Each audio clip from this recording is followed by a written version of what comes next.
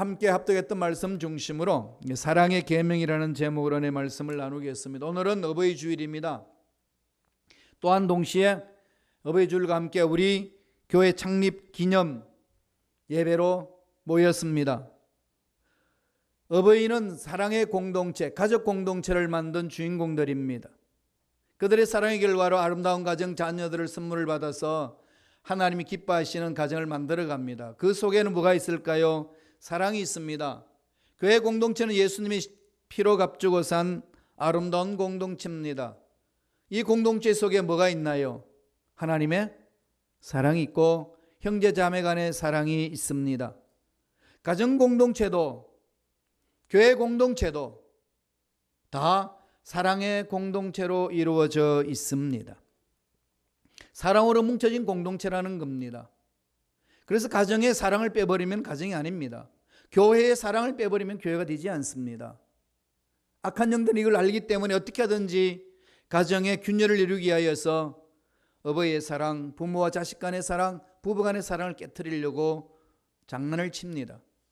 교회 공동체도 마찬가지입니다. 주님의 피로 값주고 산 교회 공동체, 아름다운 공동체의 핵심은 사랑 공동체를 이루어가는데 그 사랑을 서로 체험하지 못하도록 모조품을 넣습니다.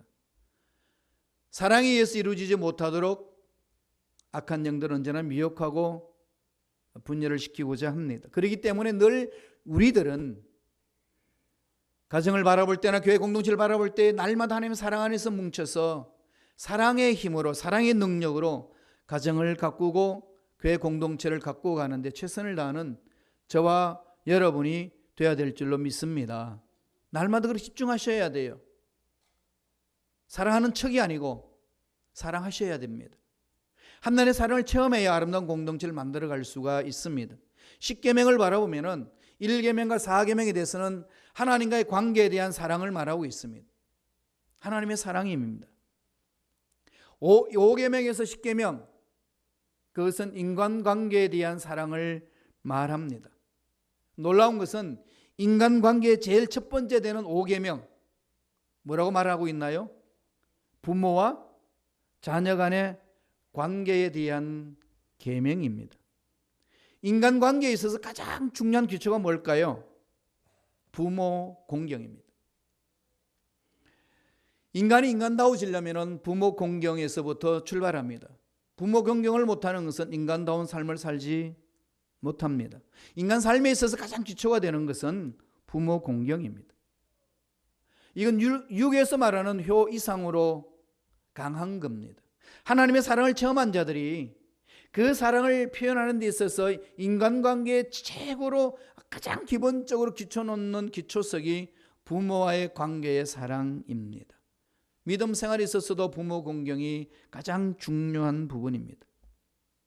눈에 보이는 부모를 공경하지 못하면서 눈에 보이지 않는 하나님의 아버지 공경한다는 것은 거짓말입니다. 불가능합니다. 여러분, 신앙이 무엇을 말하나요? 신앙이 떴다. 무엇을 말하는 거죠? 아버지 약속의 말씀을 믿느냐 안 믿느냐는 것을 말합니다. 아버지 약속의 말씀을 믿는다는 건 뭘 말할까요? 믿고 실천하는 걸 말합니다. 그렇기 때문에 10계명에서 인간관계에서 기초는 부모를 공경하라. 기초석을 놨습니다.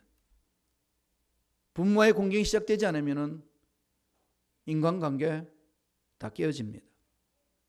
부모를 섬기는 효도는 하나님의 계명이요 하나님의 명령입니다. 인간 사회를 만들어낸 가장 좋은 좋은 것은 전통이나 도덕 정도가 아니라 하나님의 계명이었고 하나님의 명령이었고 그 명령에 마땅히 순종할 때 나타나는 현상입니다. 하나님 나라의 자녀라면, 하나님 나라의 백성이라면 가장 존중하게 여겨야 될 것, 하나님 말씀에 순종해야 합니다. 지금 남북 간의 대화가 오가고 있습니다. 남북의 정상이 대화를 할 때에 전 세계가 깜짝 놀라고 환영을 했습니다. 그 반면에 그 대화를 있을 수 없다라고 부정하는 그룹이 있습니다. 왜 그럴까요? 거짓이라고 보기 때문에 그렇습니다. 왜 거짓이라고 볼까요? 이미 그 조상, 아버지 때, 할아버지 때에 김일성과 김정일을 통하여서 남북 간의 대화가 일어났고 협약도 했고 문서도 작성했습니다. 그런데 그들은 실천하지 않았습니다. 이제 김정은 국무위원장이 다시금 대화를 나눠서 실천하겠다고 그래도 한쪽에서는 못 믿어줍니다. 왜요? 안 했으니까. 그동안 안 지켰으니까. 그 당시 체결할 때 다 그렇게 강조했어요. 지키겠다고. 그렇게 하겠다고. 그런데 막상 실천할 때 하지 않았습니다. 그러니 너도 마찬가지 않느냐라고 하는 생각으로 바라보기 때문에 못 믿겠다는 겁니다. 그래서 북한과 미국이 대화하는 것도 속임수가 있다고 바라보고 미국 일부에서도 그럽니다. 하지 않는 것이 좋다고. 이게 지금 세상에서 흘러오는 소리입니다. 무엇 때문에 그렇다고요? 실천하지 않았기 때문에. 약속해놓고 실천하지 않으니까 믿지를 못하겠다는 겁니다. 여러분, 이런 이야기를 들으면서 오늘 그리스도인들 관계 속에서 깊이 생각해야 될 부분이 있지 않으신가요? 그리스도인은 하나님의 말씀을, 하나님의 약속을 붙들고 약속하신 것을 순종하고 실천하겠다고 믿고 따라가는 사람들이 하나님의 자녀들입니다. 어떻게 하고 계시나요? 하나님의 말씀을 얼마나 여러분 실천하고 사시나요? 얼마나 하나님의 말씀에 순종하며 따라가면서 살아가고 계시나요? 우리가 하나님의 말씀을 실천하지 못할 때 예수 믿지 않는 사람들 우리를 향하여 뭐라고 그러겠습니까? 북한에서 우리하고 계약을 맺을 때에 그렇게 지키겠다고 약속하고 실천하지 않은 것을 바라봤을 때에 오늘날 지금 실천하겠다고 약속하는 그 약속마저도 우리는 퀘스천 마크를 달고 뒷면에 뭐가 있을까 의심합니다. 그럼 예수 믿지 않는 사람들이 우리 삶을 바라보고 뭐라고 대답할까요? 교회를 바라보고 뭐라고 이야기할까요? 이건 깊이 고민하면서 우리 삶을 돌아봐야 됩니다. 말씀 안에서. 저와 여러분 모두의 숙제입니다. 하나님의 말씀은 반드시 지켜야 되고 실천해야 합니다. 듣고 멈추는 것이 아니고 듣고 흘려버리는 것이 아니고 들은 것 믿었으면 마음판에 새기고 생활 속에 실천을 해야 합니다. 오늘 말씀 속에 하나님이 우리에게 명령하고 있습니다. 무슨 명령입니까? 첫째로 복받는 자녀가 되라. 복받는 자녀가 되라고 명령합니다. 그럼 여기서 질문하셔야 되죠. 복받는 자녀라는 게 뭘까? 어떻게 해서 복을 받을 것인가? 어떻게 해 복을 받습니까? 말씀을 볼까요? 에베소서 6장 2절 3절입니다. 다 같이 한 목소리로 묵상하시면서 읽겠습니다. 내 아버지와 어머니를 공경하라. 이것은 약속이 있는 첫 계명이니 이로써 내가 잘되고 땅에서 장수하리라. 이 말씀이 무슨 말이죠? 자녀들에게 향하신 말씀이죠. 너희들은 복을 받아야 된다. 명령입니다. 자녀가 복받는 길을 제시합니다. 자녀가 복받는 길이 뭐라고 이야기합니까? 내 아버지와 어머니를 공경하라. 저 일전에 제가 말씀드렸죠. 큰딸 독일에서 초등학교 때 한글학교, 토요일마다 한글학교가 열렸는데 프랑크푸르트에 한글학교에 집어넣습니다. 집어넣고 10계명을 외우게 합니다. 10계명을 외웠는데 늘 이 5계명에 이상한 발음을 합니다. 내 부모를 공격하라. 예, 공경하라가 발음이 안 되면은요, 공격하라. 그래서 오늘날 많이 공격을 하고 있어요. 부모를 공격하는 자는 호로 자식이라고 그럽니다. 그는 복받지 못합니다. 그는 인간이 아니라고 성서는 이야기를 합니다. 인간다운 삶은 부모를 공경하는 데서부터 시작합니다. 그래서 성서는 분명히 말씀합니다. 자녀는 복받아야 된다고. 자녀가 복받으려면 어떻게 해야 된다는 거죠? 어머니와 아버지를 공격하는 것이 아니라 공경해야 합니다. 이것은 약속 있는 첫 계명이라고 그랬습니다. 그리고 3절에 뭐라고 그럽니까? 이로써 내가 잘 되고 네가 복받고 땅에서 장수하리라. 공경하라는 말은 소중히 여기라는 말입니다. 높은 가치를 두라는 얘기입니다. 부모의 삶을 자기가 보기에는 초라할는지 몰라도 부모이기 때문에 존중히 여기라는 얘기입니다. 하나님을 향해 올려드리라는 얘기입니다. 그럼 무엇보다도 하나님 안에서 서로 삶을 살아갈 수 있도록 만들어야 된다는 거죠. 자녀는 부모가 예수를 믿을 수 있도록, 부모는 자식이 예수 믿을 수 있도록, 말씀에 순종할 수 있도록 가장 그 기본 도리를 해나가야만이 올바른 인간관계가 시작된다고 성서는 우리에게 가르쳐 줍니다.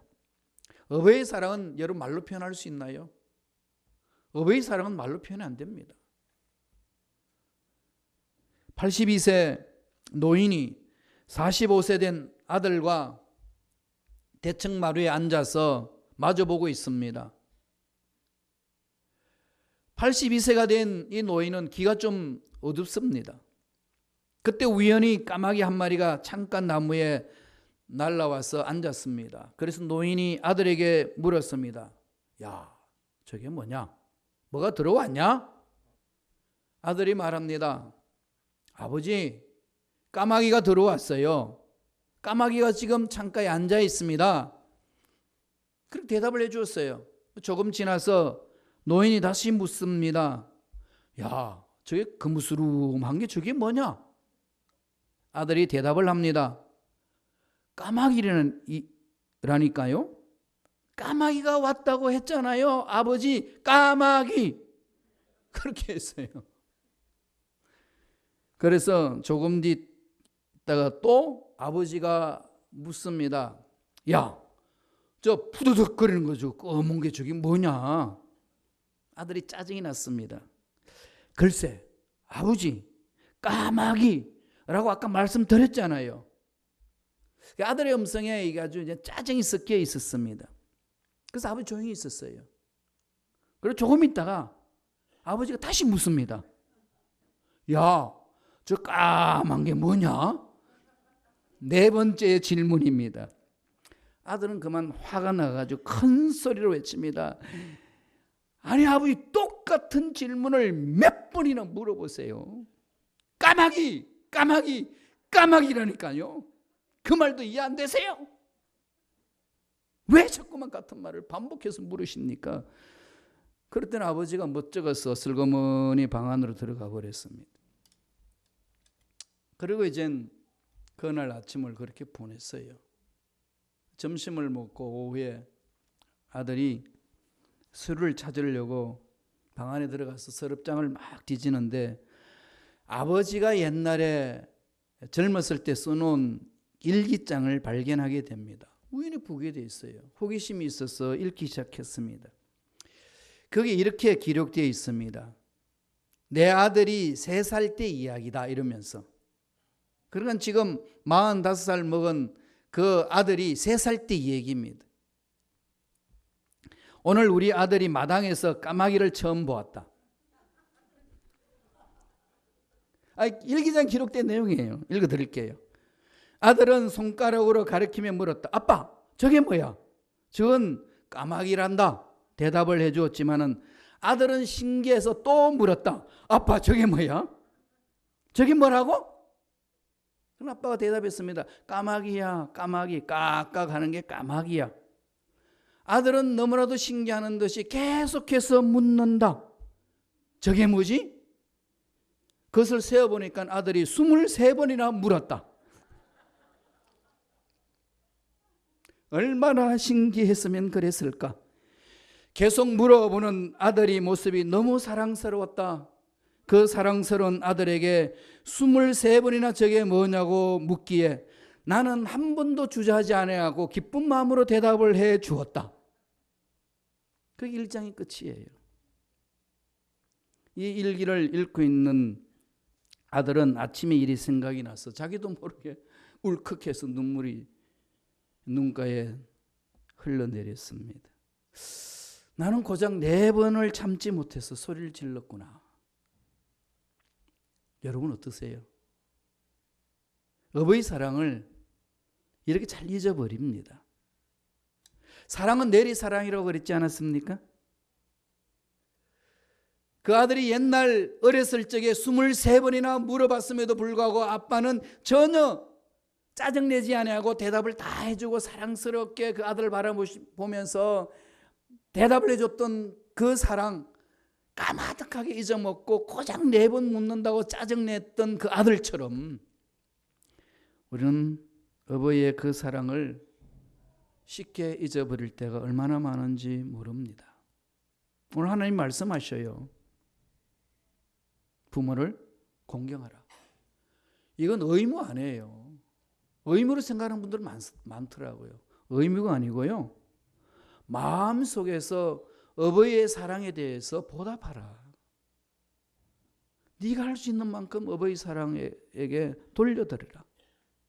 조금이나마 돌려드리라. 진심으로. 하나님 그걸 지금 말씀하고 있습니다. 공경하라. 공경이라는 단어가 성경에요 31번이 나옵니다. 부모에 대해서 몇 번 공경하라고 나온지 아시나요? 성경에 31번, 31회 31번이 나오는 공경이라는 단어가요 부모에 대해서는 17번입니다. 하나님에 대해서는 7번이고 나머지가 7번입니다. 부모에 대해서 17번이나 하나님은 공경하라고 말씀합니다. 출애굽기 20장 12절에 하나님이 십계명을 주시면서 뭐라고 말씀하셨는지 아시나요? 이 말씀은 저와 여러분 모두가 순종해야 될 말씀입니다. 하나님의 자녀라면 이거 순종하지 않으면 지금 북한 사람들에 대해서 여러 세상에서 의심하는 눈초를 보듯이 주위에 자녀들이나 예수 믿지 않는 사람들이 의심의 눈총으로 볼 겁니다. 한번 읽어볼까요? 출애굽기 20장 12절 만판에 새기고 실천해야 될 부분에 다 같이 읽습니다. 내 부모를 공경하라. 그래야면 너의 하나님 나 야훼가 내게 준 땅에서 내 생명이 길리라. 하나님 명령이죠. 이것은 해도 되고 안 해도 되고 그뿐이 아닙니다.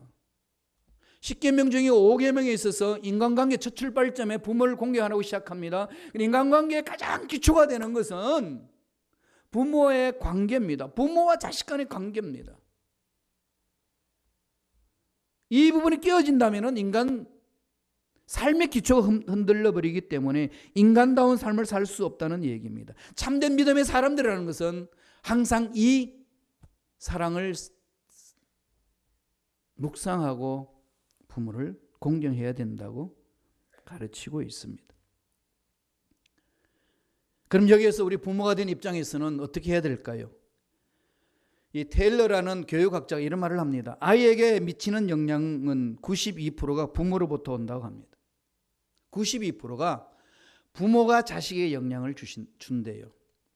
나머지 8%가 주어진다고 합니다. 그러나 저와 여러분들이 선물 받은 자녀들의 삶의 영향력은 누가 준다고요? 저와 여러분이. 엄마와 아빠가 자녀에게 줍니다. 자녀가 빗나갔다고요? 자녀가 엉뚱한 방향으로 간다고요? 누가 엉뚱한 방향으로 삶을 살아냈을까요? 이건 우리가 좀 깊이 우리 자신들을 돌아봐야 됩니다. 우리에게 가장 큰 스승은 부모입니다. 하나님은 부모에게 효도하라고 말씀하십니다. 부모에게 순종하고 효도하는 자에게 땅에서 잘되고 장수하는 복을 주리라고 하나님 명령과 함께 약속을 주셨습니다. 오늘 사도 바울이 에베소 교인들에게도 보내준 말씀이 그렇습니다. 에베소서 6장 2절 3절 한 번 더 읽어볼까요? 다 같이 한 번 더 읽겠습니다. 천천히 묵상하면서 읽습니다. 내 아버지와 어머니를 공경하라. 이것은 약속이 있는 첫 계명이니 이로써 내가 잘되고 땅에서 장수하리라. 어떻게 우리가 이 일을 감당할 수 있나요? 저는 이 말씀을 묵상하면서 제 마음속에 이런 기도를 하고 있습니다. 하나님, 제가 나이 늙으면은 늦지막한 때에 두 딸의 덕을 보기를 원합니다. 인간적으로 생각하면 염치가 없는 것 같죠? 좀 엉뚱한 생각이 들지 않으신가요? 제가 기대하고 기도하는 자식의 덕은 마음으로만 받는 게 아니라 구체적으로 경제적으로 자식으로부터 덕을 받기를 그렇게 기대하고 정말 기도합니다. 마음은 몰라도 자식으로부터 경제적으로 도움을 받는다는 것은 어렵습니다. 힘든 일이죠. 여기는 뭐가 있을까요? 자식으로부터 경제적으로 내가 도움을 받으려면 자식이 어떻게 돼야 되죠? 그럼요. 자식이 하나님으로부터 축복을 받아야 합니다. 자식이 하나님으로부터 축복을 받아야만이 우리가 자식으로부터 덕을 받을 수 있어요. 저는 그걸 기도하고 있습니다.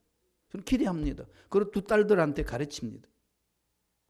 엄마 아빠는 너희들한테 내 덕 받기를 원한다. 경제적으로. 그러려면 너희들은 하나님으로부터 축복을 받아야 한다. 철저하게 하나님께 축복받는 일을 하라. 약속의 말씀을 붙들라고 그렇게 가르칩니다. 오늘 성서는 에베소서 6장에서 우리에게 가르칩니다.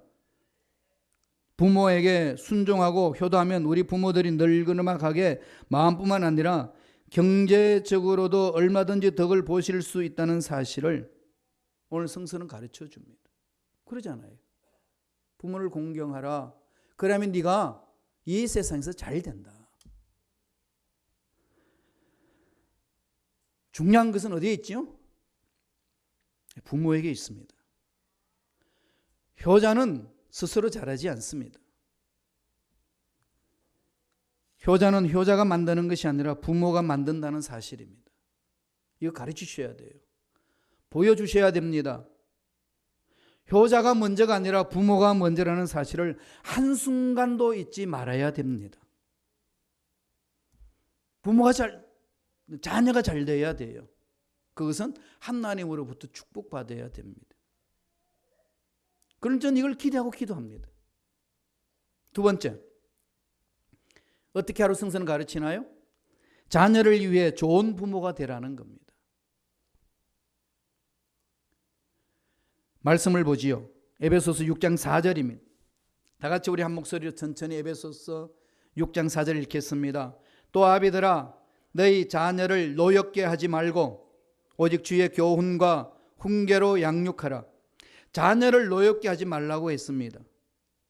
아비들아 이 말은 엄마 아빠를 말합니다. 부모를 대표하는 차원에서 아비들아 그렇게 표현을 했습니다. 1세기 로마 시대 때 이 성경에 기록될 그 당시에는 아버지의 권세는 어마어마했습니다. 법적으로 절대적인 권력을 가지고 있습니다. 가부장적인 사고방식으로 자녀들을 관리하고 다스렸습니다. 자기 자녀를 자기 소유물로 생각했던 그런 시대였습니다. 그러한 상황 속에 사도 바울을 통해서 하나님 말씀합니다. 아비들아 자녀들을 노엽게 하지 말라. 무슨 말이죠? 너의 소유물이 아니다. 네가 낳았다고 해서 너의 소유물이 아니라 하나님이 너에게 맡겨주신 거다. 자녀들의 생각, 자녀들의 비전, 자녀들의 꿈을 다 송두리째 엄마 아빠가 쥐고서 흔들려고 하지 마라. 존귀하게 여기라. 어마어마한 선포를 한 거죠. 그 당시에는 혁명적인 선포입니다. 자녀들을 노엽게 하지 말라는 것. 부모와 자녀의 관계에 있어서 온전히 존중의 관계로 만들어라는 그 메시지입니다. 우리 엄마 아빠들은 자녀들에게 잘해주려고 얼마나 노력하는지 모릅니다. 정말로 노력을 하잖아요. 어마어마하게 노력을 합니다. 전 세계인들 따라올 수 없을 만큼. 그런데 늘 자기 생각대로 아들, 딸들이 살아주기를 바랍니다. 이 관계 속에서 갈등을 느끼는 부모, 자식은 얼마나 많은지 모릅니다. 자녀를 노엽게 해서는 안 됩니다. 오늘 하나님은 분명히 말씀합니다. 자녀를 위하여 좋은 부모가 되라. 어버이 주일을 맞이하여서 오히려 우리들은 그것을 더 마음판에 새겨야 됩니다. 교회 공동체에 하나님이 우리를 불러 모아주신 것은 그 말씀을 들으라고, 그 순종하고 실천하라고 주신 것 아니겠습니까? 그래서 교회 공동체를 세워주신 것 아닐까요?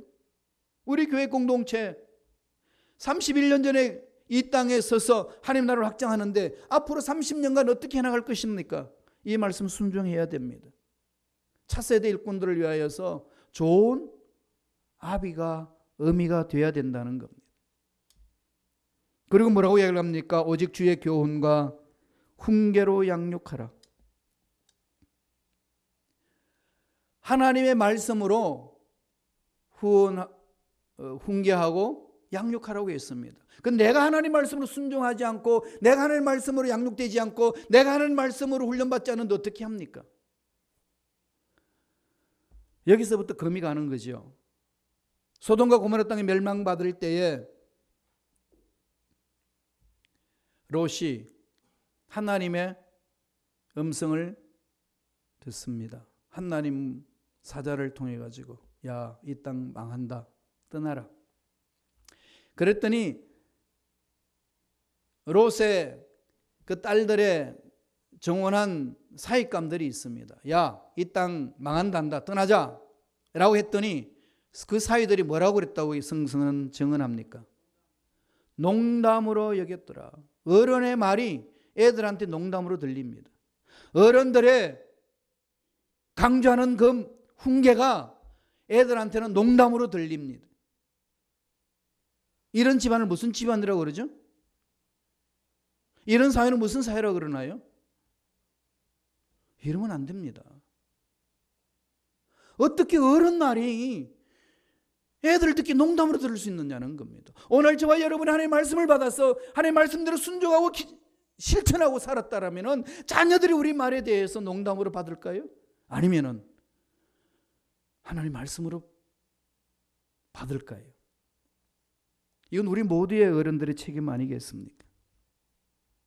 정말 오늘 하나님 명령을 하고 있습니다. 자녀들을 위하여 좋은 부모가 되라. 말씀을 올바로 써야만 올바로 징계할 수 있고, 교훈할 수 있고, 훈계할 수 있고, 채찍질합니다. 우리가 올바로 쓰지 않으면 뭐라고 그러죠?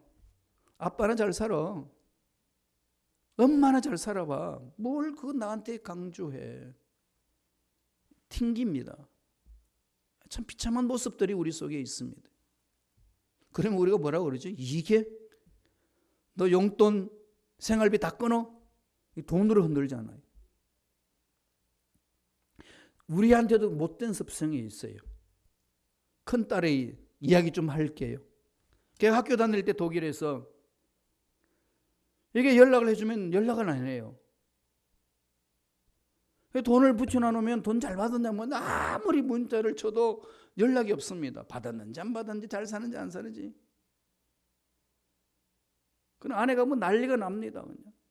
어떻게 하면 좋냐고. 그래서 저는 그러죠. 어떻게 하긴 어떻게. 잘 산다 희소식이, 아니 무소식이 희소식이다.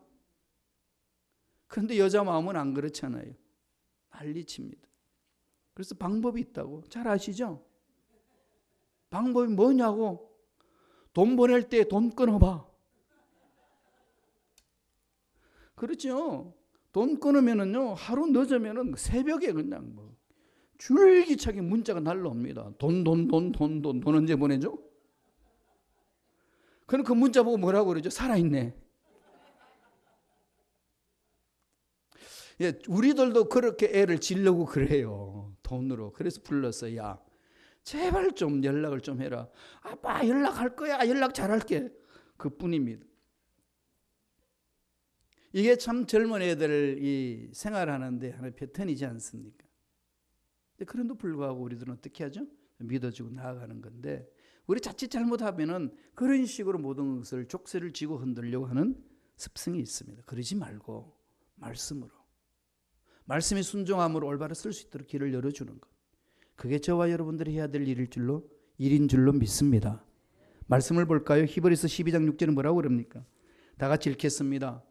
주께서 그 사랑하는 자를 징계하시고 그 받으시는 아들마다 채찍질 하심이라. 사랑하는 자에게는 말씀으로 훈계하고 삶으로 보여주는 거죠. 그러면 정말로 좋은 부모가 뭘까요? 말씀대로 살려고 몸부림치는 모습을 보여주는 것 아니겠습니까? 금식하고 새벽 예배 드리고 주중 예배 찾고 울며 부르짖으며 기도하는 모습. 그게 자녀들이 안 보는 것 같지만 다 보지 않습니까?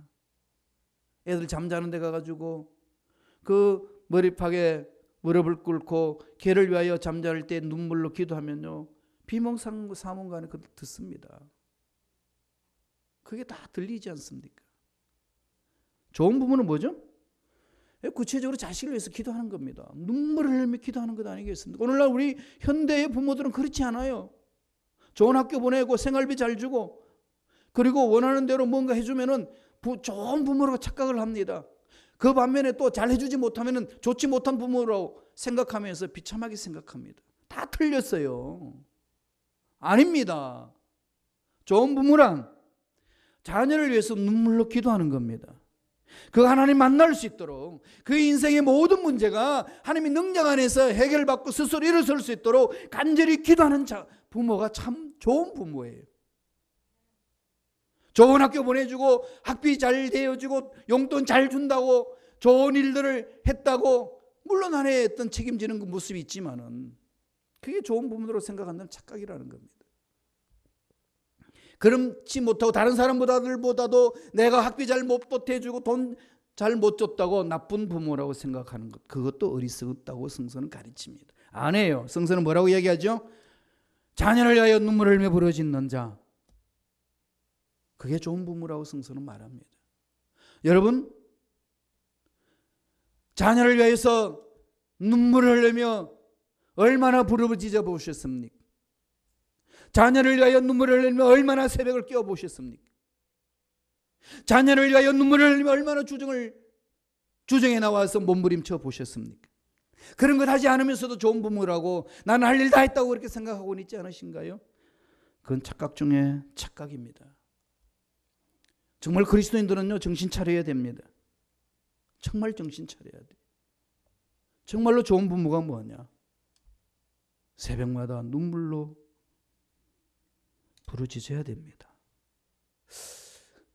이 어버이 주일을 맞이하여서, 교회 창립 주일을 맞이하여서 여러분, 우리 마음판에 한번 도전을 줬으면 좋겠습니다. 서로 하나님의 사랑을 뭉쳐진 교회 공동체에서 제가 하나님의 사랑을 듬뿍 체험하고 사랑의 힘에 쓰여 쓰겠습니다. 그리고 좋은 일꾼으로 한번 도전해 보겠습니다. 좋은 부모로 한번 도전해 보겠습니다. 정말로 자식을 위해서 시간을 내고 희생하면서 몸부림치며 기도하는, 눈물로 부르짖는 그런 부모가 되겠습니다. 그런 결단이 일어나기를 간절히 축원합니다. 좋은 자녀는 좋은 부모가 만듭니다. 효자는 좋은 부모가 만듭니다. 여러분, 기도하세요.